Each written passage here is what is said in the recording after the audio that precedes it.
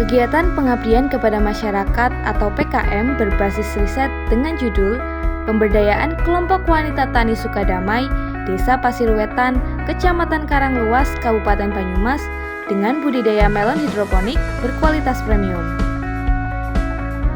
Pemberdayaan merupakan konsep alternatif untuk meningkatkan kemampuan dan martabat masyarakat agar terlepas dari jerat kemiskinan dan ketertinggalan.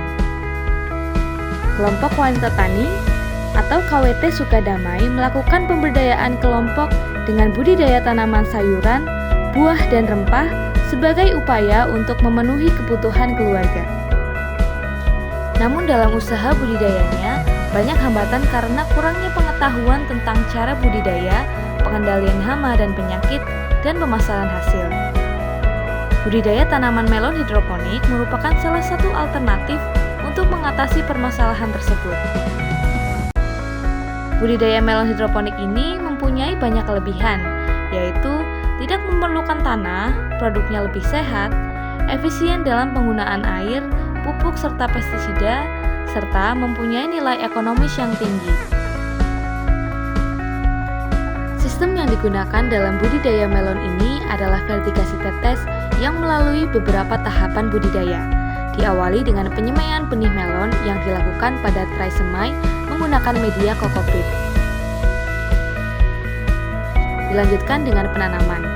Bibit tanaman melon hasil persemaian dapat ditanam setelah memenuhi persyaratan, yaitu berusia 12 hari setelah semai dan memiliki 2 daun sejati.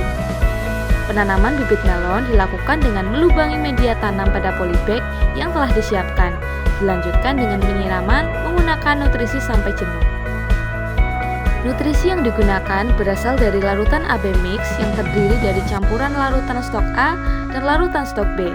Sebelum dicampurkan, masing-masing unsur dilarutkan terlebih dahulu dengan air bersih hingga 5 liter. Setelah larutan stok A dan larutan stok B siap, proses selanjutnya dapat mengisi drum dengan air bersih hingga penuh. Kemudian, masukkan larutan stok A dan stok B ke dalam drum sedikit demi sedikit dan aduk hingga merata. Jumlah larutan AB mix yang dipakai menyesuaikan nilai ppm yang akan digunakan sesuai umur tanaman. Nilai ppm dapat diketahui dengan cara diukur menggunakan TDS atau EC-meter. Tanaman melon merupakan jenis tanaman merambat, sehingga sangat penting dilakukan perambatan atau pelilitan. Tujuan dilakukannya perambatan agar tanaman melon tetap tumbuh dengan tegak menjulur ke atas sehingga dapat berkembang dengan baik dan dapat melakukan fotosintesis. Perambatan ini dapat dilakukan dengan menambahkan tali pada bagian atas polybag dan diikatkan pada bambu penyangga. Perambatan melon dilakukan pada saat tanaman melon berusia 6 hari setelah tanam dengan cara melilitkan batang pada tali. Perambatan tanaman ini harus dilakukan dengan hati-hati dan tidak memaksakan batang untuk dililitkan sehingga meminimalisir patahnya batang tanaman. Tahapan selanjutnya yang tidak boleh terlewatkan adalah pemangkasan. Pemangkasan tanaman melon dapat dilakukan pada setiap tunas lateral yang muncul pada ruas ke-12 ke atas dan pucuk tanaman melon pada daun ke-30. Ketika tanaman mulai mencapai usia 20 hari setelah tanam, biasanya akan muncul bunga betina.